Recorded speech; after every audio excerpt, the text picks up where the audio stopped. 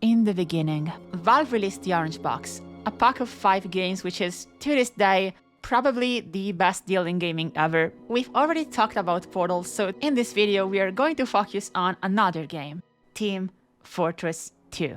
Back in 2007, it was a completely different beast. There were only 6 maps, 4 game modes, and no custom loadout. You didn't get to pick your weapons, you only had your base ones. And most importantly, there were no hats. Which feels super weird because that's what TF2 is mostly known for today. But everything started to change in 2008. While the economy was burning, the game got some maps and some new weapons unlockable with achievements, but still no hats, because those would arrive in 2009.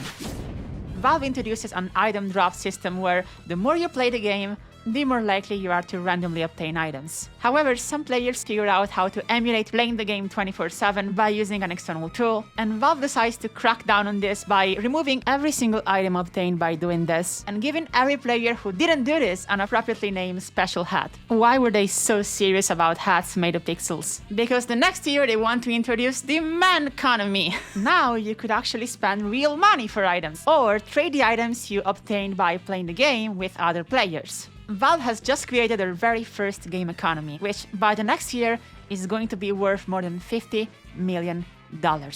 But this was kind of an afterthought.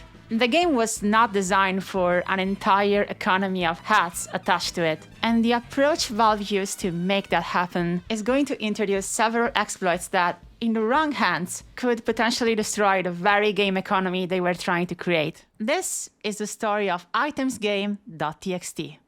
But first, you see this white wall right here? It's kinda sad, but we can fix that thanks to today's sponsor, Displate. Displate makes metal posters which are better in every way compared to the classic paper ones. And you can mount them using this magnetic kit, which is super easy to set up and also makes it insanely fast to swap them for different ones whenever you want. You can find over 2 million artworks in their catalog, going from video games to movies to TV series to anything really. And they also just launched this new series of displays named Textura, with tactile textures, 3D contours, and a selective matte or glossy finish depending on what you prefer. And now you can even get Textura in L size, which is great.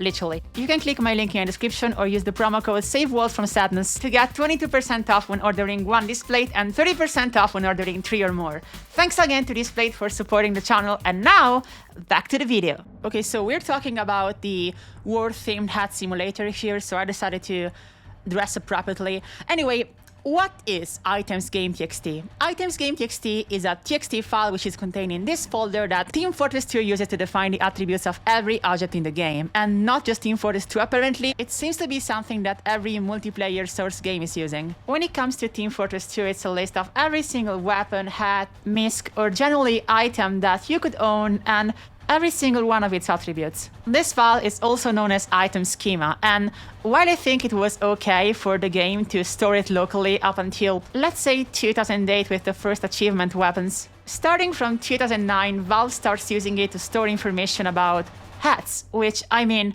they're still storing your actual inventory on their servers, so it's not like you can give yourself items. But then, starting in 2010, when they introduced the entire economy to the game, they keep using this TXT for every new item connected to the game economy. The Mann economy update added a lot of stuff like paint cans, name tags, but I think the biggest thing, and the thing that is going to actually define Team Fortress 2 for years to come, is that whole crates and keys affair. Crates are basically loot boxes, but Valve's way of doing things is a bit different. You randomly obtain crates for free by simply playing the game. And by hovering over one, you can see all of the items you could potentially obtain by opening it.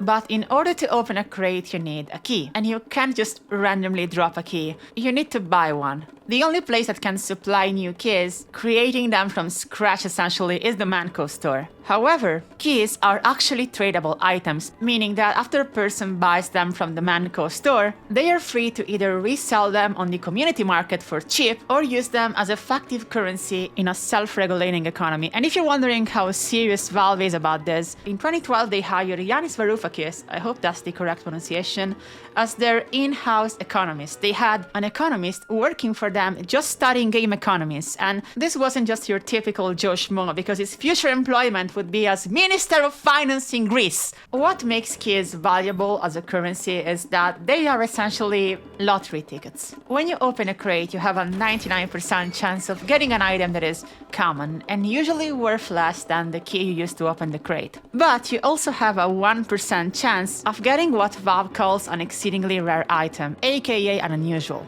This is the safe and sound, a hat for the engineer, and this is an unusual burning flames, safe and sound. The only difference between them is particles, and it doesn't have any effect on gameplay, it's just aesthetic. And also, while you can get a unique, aka a normal pair of safe and sound for around 20 cents, an unusual burning flames one is going to cost you, yeah, that's a lot of money. Crates and keys are basically lottery tickets, and they're designed to keep whales gambling. This is today a pretty common tactic to make free-to-play games still profitable. However, what makes Team Fortress 2 different from Overwatch in this sense, for example, is that taking a page from games like RuneScape, your items are usually tradable and you don't have to spend money in order to get what you want. You can, in theory, just trade with other players. Okay, I gotta mention that if you're a free-to-play player and you never spent any money on the game or bought the orange box, you're gonna have limitations on your backpack size and also on what you can trade, but you're not entirely banned from trading. Okay, so now you should be up to speed on how this economy works, or at least the very basics of it. Over the years, the game got updates on top of updates, and you got stuff like the MVM tickets, and now if you're lucky playing an entire MVM tour, you have a chance to get a virtual frying pan which is worth as much as 1 year of rent in my country.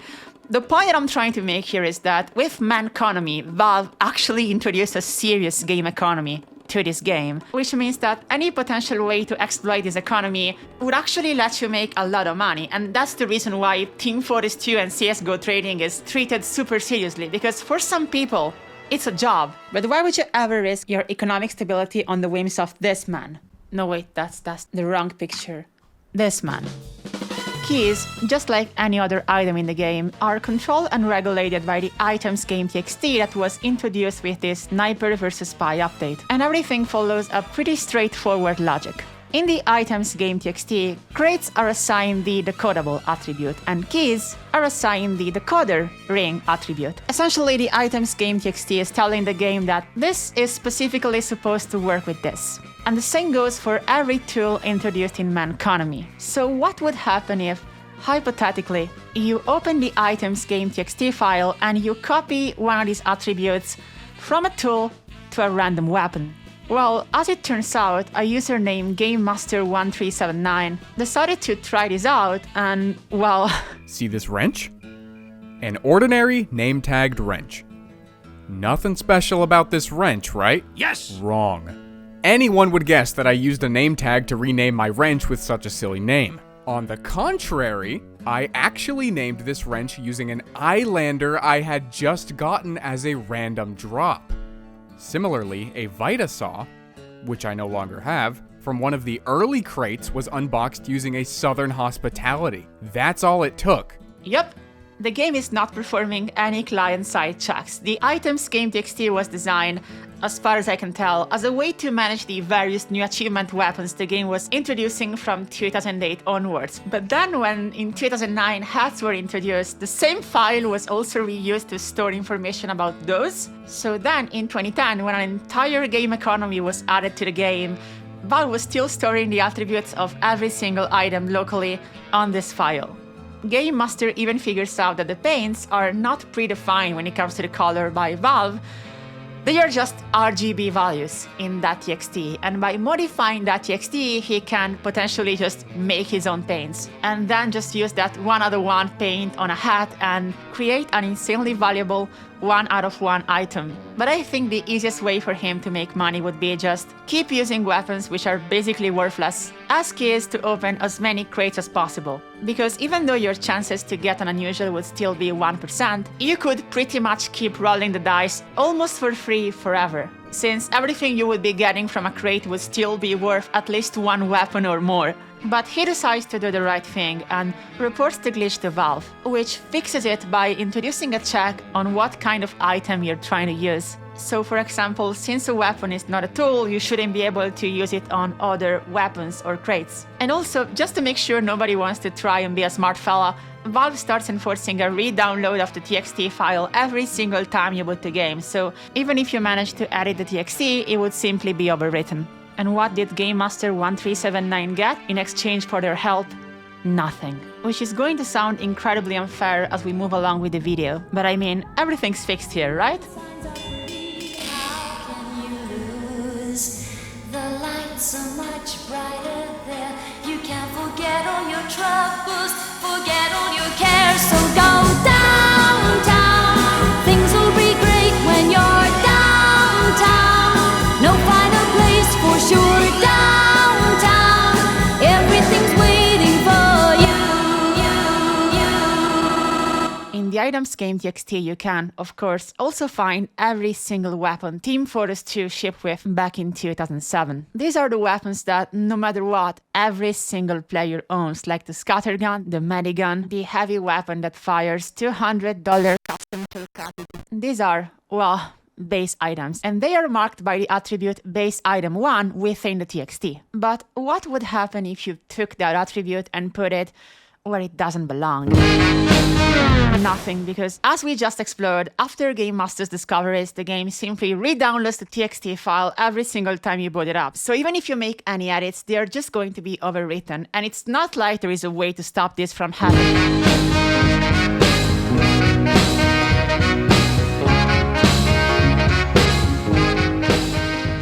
The hosts file is essentially like a small address book for your computer, but its most well-known feature is being able to use it to block your computer from accessing any website you want. So what would happen if you used it to block any downloads from Valve servers? Well, your game wouldn't be able to re-download the TXT, letting you, yet again, tinker with it however you want.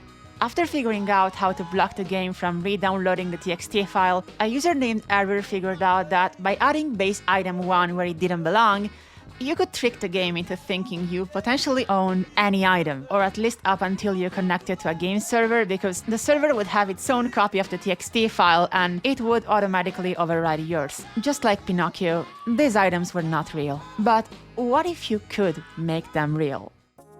As it turns out, if you were not connected to any servers and you applied a name tag to any of these fake items, the items would actually become real. The inventory server would simply take for granted that if a client says the item is a base item, it has to be true. And if they want to rename that item, you better make that work. Trying to figure out the limits of this potentially game economy breaking glitch, Ever tries to generate an item no human is ever supposed to own: the deflector. A weapon only used by bot heavies in the man versus machine game mode, capable of, well, deflecting bullets. And well, it works. But instead of figuring out a way to exploit this to make a lot of money very quickly, Error reports the glitch to Valve, which, after fixing it by making sure that from now on you can only rename stuff you actually own, grants Error the reward of 1 untradeable custom unusual. Error, ironically, picks a Sunbeam's Cheetah's Lament.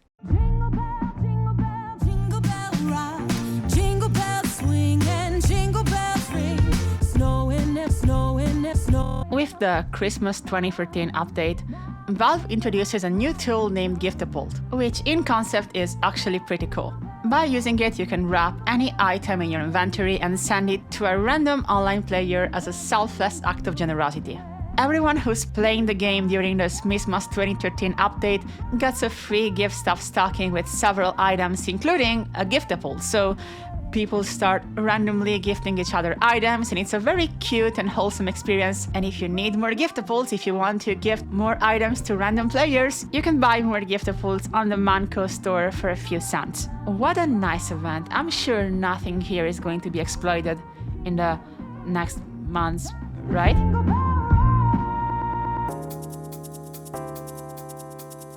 Giftapults are tools, and we know for a fact that Valve has a problem when it comes to handling new tools in the items game TXT. But just to nail down how weird their handling of this was, I gotta make a very small tangent. let me go back for a second, just for a second, to 2013, because a few months after the base item exploit, another exploit was discovered that I didn't make its own chapter because it is economy breaking, but in a pretty minor way. In Team Fortress 2, strange weapons are weapons that can count your kills. They come from crates, and depending on the weapon, their value can vary wildly. But then, in August of 2013, Valve decided, let's make a tool that can turn not just weapons but any items into strange items. So they make this tool called the Strangifier, and it's only supposed to work with the specific item that it refers to in the name. Of course, if a weapon already had a strange version that was available in a crate, they're not going to make a Strangifier for it, because that would fuck up the market. But guess what? That entire mechanism is regulated using the item's game.txt, so someone figures out a way to make Strangifiers work with any item by editing the txt, makes a report to Valve,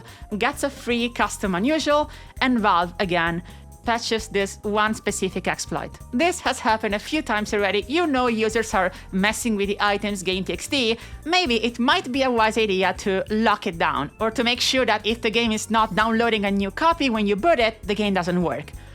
But no, Valve just doesn't do it. And now, back to April 2013, let me ask you a simple question. What of these tools here can be used on crates? Name and description tags? Nah. Gift wrap and decal tool? Nah. You wouldn't use a crate on a crate, of course. You wouldn't paint a crate. You can't use the back on grease. You can't use a strange part. You can't use the spells. You can't kill a player with a crate, so no Strangifier. You know what the only two items that work on crates are? Keys and Giftapults. So you can imagine where this is going, right? What happens if you block your host file and give the attribute decoder ring to the Giftapult? You get keys for 3 cents. That's what you get. And you know what the best part is? Even after all of this, they still didn't modify the way the txt file works. They finally put a signature check in October of 2014, making it finally impossible to edit the txt at all, because the game doesn't boot if you do that.